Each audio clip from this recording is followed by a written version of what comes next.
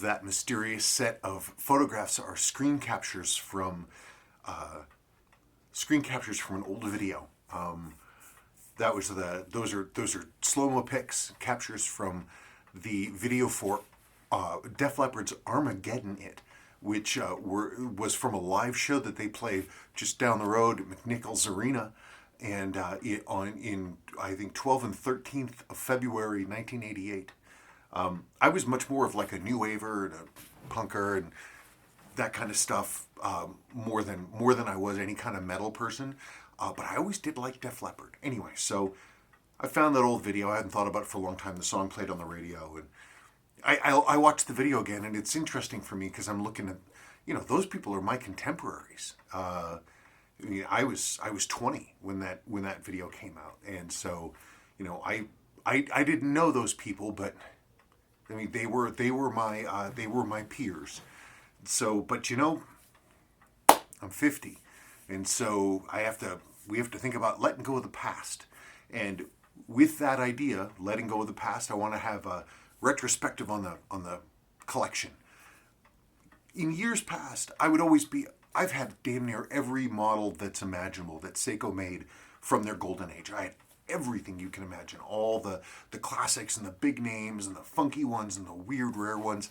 But for the most part, it was rare for me to have a watch that I would wear regularly, really keep a hold of and wear a lot. And so I wanted to stay tight. And so if I wasn't wearing a watch, if it wasn't really gripping me, I would move it out, but I would always replace it. So I was always bringing them in and bringing them out because what was, the new watch was really the cool thing. But in the back of my head, I always thought, gosh, it'd be nice to just have just a few watches, rather than having a ton of watches. This is the first year that I really started doing that, where I was letting models go and not replacing them. This is the year I sold off what could well be my last 6105 8000. I got in and sold 3 this year, and I've just stopped looking for them. It's simply not because I don't love them, and I do love them. They're beautiful. They're super cool. I just never wear them.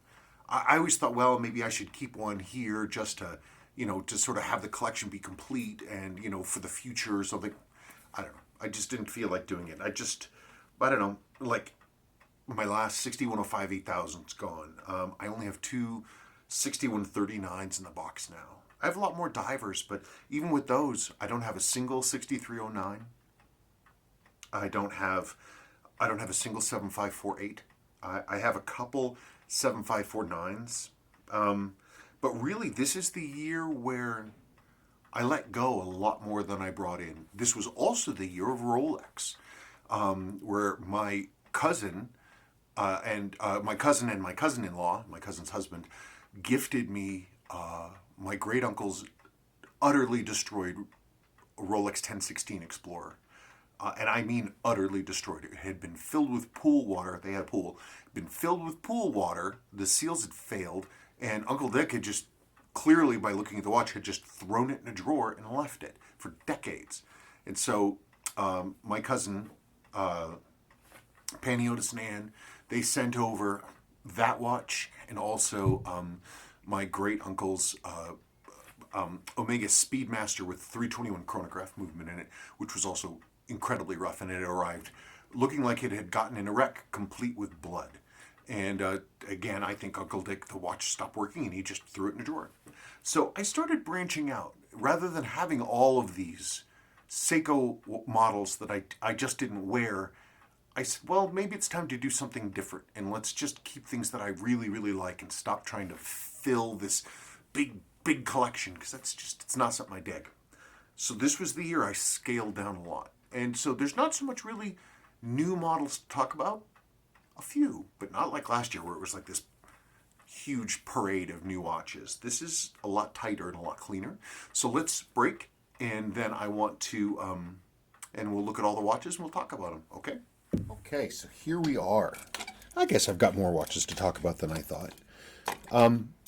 I guess this year was interesting too, because not only did I bring in some models that I hadn't seen before, I sort of changed it. I don't really have, I guess, my collection went from a focus of entirely on Seiko to being about watches that I enjoy wearing. So, and also bringing back some models that I really did like, that I had sold and long ago wished that I hadn't. So this was a year of bringing back some old friends. Bringing back some old friends. Yeah, that's got a little bit of wear on it. I don't remember. There's this baby. This is a 4R. This is a 4R37 slide rule. Look, it's got a little bit of wear up there. I wonder when I bonked that. This thing was damn near perfect when I got it. And I was one of the first people on the hype train for these when they were first released, and I thought they were so cool. I mean, the design is just fantastic. I love everything about it. And then I don't know why I got it in my head to sell the goddamn thing, and it was gone. And I'm like, I don't know why I did that. And it was in the back of my head to really bring it back. And so I did. I found one. This one came to me from Mexico, of all places. And that really was just a smudge. That's good. And so I got this one back in. I just think they're so cool. This one came to me in the rubber strap, which which I didn't really wear, but it's actually a fairly rare rubber strap. Unfortunately, it got sent to. I gave it as a gift to someone in the UK with a watch order that he had. A watch I restored for him and a watch that I sold him. And that strap went there. It's rather a rare strap. But I like this one on the bracelet, and I went ahead and actually put this on one of Uncle Seiko's, one of Larry Boulinet's Z199s. I just think it's really cool. I mean, it's kind of a silly watch in that it has, it's got a fixed, the 4R37 has this fixed 24-hour hand, which is nice. I guess it'd be nice if it was independently settable, but it's not.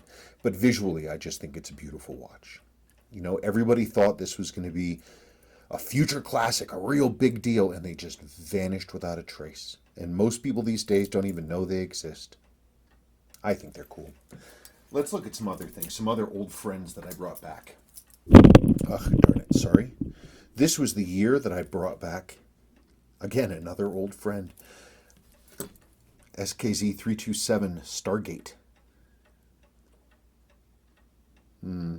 And I was able to, when I got it back in, and I was able to look at it closely and really think about it and realize what sort of a stealth, homage Seiko had in this. All the pieces that were included from all these earlier divers, all these different things. You've got the lug pattern and the lug shape from the 6159s. It had the 6105 marker style. There was just a bunch of other little beautiful things that were involved in this watch, and I still think they're just lovely. The first gen Stargates, and I think they're just classic, and they're getting surprisingly hard to find. It's weird, really is weird. Let's talk about some other friends, new friends, old friends that I brought back in. See if I've got one. Oh yes, some of these are ones that I've owned so many of that it really took something special to get me to sort of sit up and decide that it was special. I've owned so many 6138 Yachtmans. I've owned so many of them. This is the only one, let's see. Yeah, that's a 12. 6138-0012. This is a JDM speed timer. Notice it's speed timer only. It doesn't have the Seiko 5. It just says speed timer. But it's completely original, non-loomed. And it's the only one I've ever owned with the original JDM bracelet with the reverse middle links. But there's something about it that I love. It's so unfaded. It's so clean. Look, the sweep matches the speed timer collar perfectly. I just think these are fantastic watches. And more as time has gone by, I appreciate the 6138s more and more because they're automatic and they're hand winding, and I just think they're a great movement. I was talking to the James 80.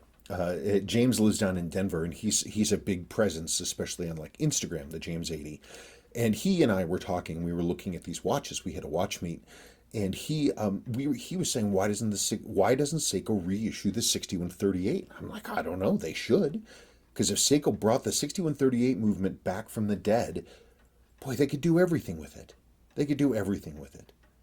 Anyway, so for me, this is basically sort of the perfection piece of the Yachtmans for me, for my own, in terms of a watch that I will wear. So this was a nice one to bring in. It was really nice to find. It was a lucky find. It was a lucky find. I was happy to have it. This was the year that I brought in more or less the perfect, the perfect slide rule, 6138 7000. Now this one is unusual in that it's been. I did a lot of work on this one to bring it back. The case was expertly refinished by Jonathan Koch a long time ago.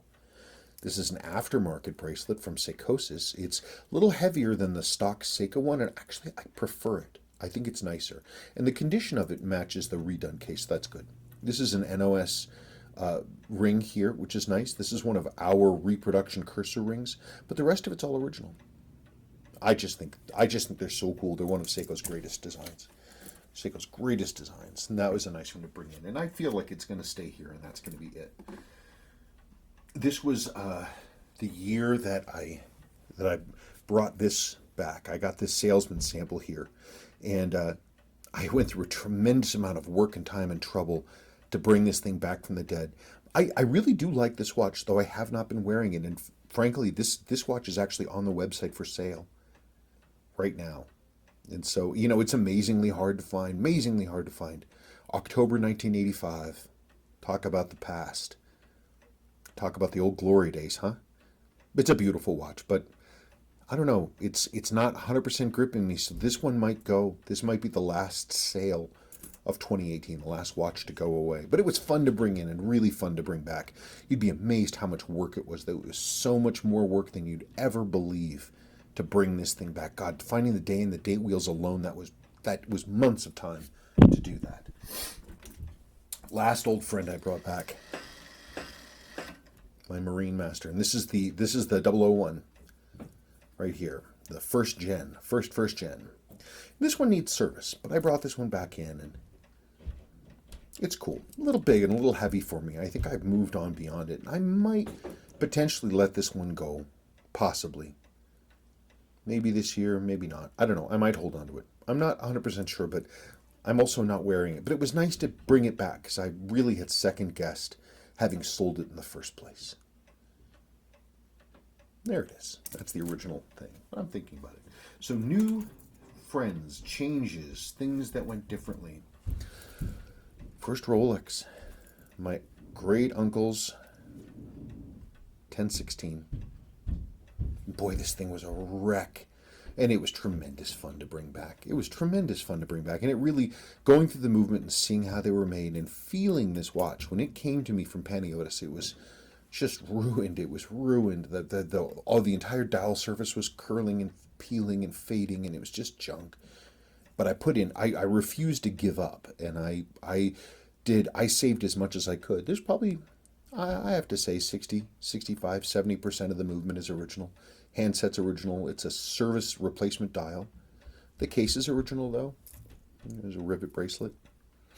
It's a very elegant watch. And I like it a whole lot. And this watch kind of opened up the floodgates for me. And so I had all these other old watches, and I'm like, I'm not wearing these watches. And so I sold a lot of watches specifically for an investment piece. And I bought my Rolex, my 16610. This was a nice pickup. Very, very simple, basic watch. And it's elegant, and it's a piece that long term won't go down in value, and my kids can fight over it once I've been stuffed and put on the couch. But I really do enjoy this watch. This was a fun one to bring in. So this one led directly to that, which is nice, and they complement each other. Here's my uncle's other watch, his Seamaster, with the 321 movement. And you can see, they live in this humid area, or they lived. He and my Aunt Snooky are both gone, but you can see this brown, that's the top clear coat on the dial. And I had to do all this crazy remediation to get this to sit down. All this brown stuff was just flaking off the dial. It was like leaves on a sidewalk in the autumn. and the slightest movement of air, and you could see the bits flipping and flaking like this. And I had to find a way to clear coat this and settle everything back down. I masked all the markers with beeswax that I thinned out a little bit so it was more malleable. And I did that and was able to spray this and clean it up, and then cleaned the beeswax off and got us back to where we are now. So cool. So cool. And of course well, let's see. No, I've got four more watches. This was the year of my first Zodiac. This Zodiac is super cool. This was a gift. It came from a customer I speak to pretty regularly, and he sent this to me. He picked up a huge amount of material from a watchmaker's estate, and this was in that, and it had serious water damage, and the loom was damaged, but I got to restore this, and the movement's lovely. Gosh, this thing is so accurate. It's such a nice watch, and it runs so beautifully. I've got a strap situation. I don't think that's the right strap for it. The bracelets for these are not impossible. They're hard to find and they're expensive, but very, very elegant watch. I think it needs more heft, though. I think it needs a bracelet. So this was the year of the first Zodiac. This was the year of one of my favorite crazy restorations, which was this thing, my Arley sub. And this thing has an ETA 2472. And it is, but it was destroyed when I got it. It was personalized. The guy has his name on the side. This was literally, it was a wreck. It was a wreck, but I found that the movement was actually pretty good. And I love the look of it. I love the handset. I love the handset. I think the watch itself is great, and I love being able to restore it. And it's just a nice watch. Nice, old, pleasant watch. I don't have to worry about it or anything else like that, which is cool. This was the year that I learned that I'm pretty much okay with a watch this size. This glycine, I wasn't 100% sure about this, and then I got it in, and I really like it. I love the fact that the 24-hour hand is independently settable. I think that's really cool. You can rotate the bezel, which is neat. The hands don't vanish into the dial. No, I'm happy with this watch, and it's staying here. It's staying here. When I first got it, I was like, I don't know. Then I started wearing it, and I dig it. And of course, last but not least, this was the year. Gosh darn it, keep whacking into that. This was the year of the throwback Omega Railmaster, the 39.2 millimeter Omega Railmaster from the early 2000s. With a coaxial movement. And this came to me this year. This is one of my last acquisitions. Beautiful watch. A beautiful, beautiful watch. You can see it there ticking along. Just serviced by Rolex. I think this coming year, I don't know, I can see myself actually spinning off a lot more of my other watches, the ones I'm not wearing. I don't know. We'll see. Okay, I'm going to break and have some final thoughts. I forgot one watch. This was the first year that I finally got in a Black Horse. One worth owning, one worth restoring. Completely original. It's all the years I've done this. This is the first one of these I've ever got that I've ever really owned. I've had a couple before, but they were mix and matches and kind of junky. This one is completely original and unrestored. Completely original and unrestored with this beautiful patina. You can still see the yellow on the chapter ring. I keep meaning to take time to service this, but I've got so much customer work built up that I don't get around to that. But anyway, that was a special pickup. And again, this is kind of like bringing back an old friend, but it's a new old friend. It makes 2018 special to actually get one of these core models from Seiko in for the very first time. And I don't think that's going to happen too much more. Anyway, sorry I forgot about that one, but there you go. Okay. So I guess the theme then of this last year in terms of collecting was, letting go of the past, moving on to the future. Not bad things to do, Got to let go of that beauty from 1988, the 80s. They were a long time ago, and we can certainly look at them and admire them and love them, and that was Seiko's golden age. For a while in my life, it was my golden age, but you know what? My golden age is now. Now and in the future. That's the great thing. Got to embrace the change and move forward. So anyway, this coming year, I might embrace some more change and move some more things forward. And so there could be more options, more things that are going to move on, and maybe I can get down to just one watch box. That'd be great. I have 2 watch boxes. Maybe I'll get to 1. I can really boil stuff down. I let a lot of stuff go this last year. Gosh, a lot of my dad's things. I had all this stuff from Dad, and I'm like, all this stuff.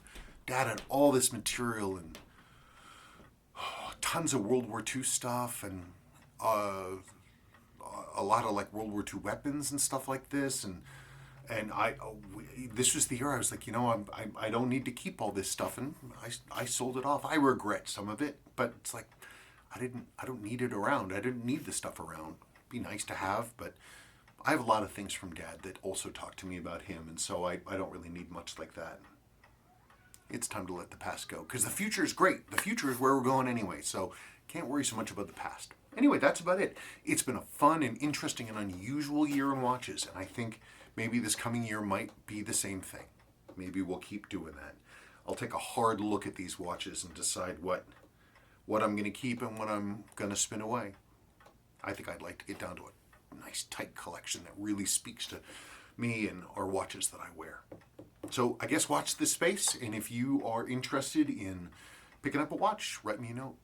And I guess one last thing is I want to say just thank you so much for watching all of our videos. Thank you so much for your comments and for your support and your recommendations of me. 2019 should be the year that I start taking jobs in again. I certainly hope. And I really do enjoy working with people and restoring watches for you. I think it's just a ton of fun. So, it's been a good year. We want to keep it going. And I'm grateful every single day that we are in the situation that we're in, and that things are where we need them to be so far, and that we have an opportunity to grow, that our kids are healthy and the people are happy and things are going. There's a lot of bleak stuff in the world, a lot of bad things are happening, so I concentrate on the things that are good and the things that I have control over. And so if I look at it from that perspective, life is pretty okay. But in large part, it's okay because of your support. And I thank you so very much for all that you do with your watching and your support and your comments and your emails and all that stuff. It's tremendous fun. Be nice someday if we could maybe have a watch meetup around here, huh? And we could all meet face to face. That'd be fun. Okay, well, that's about it. Goodbye 2018, 2019, here we come. And thank you so much.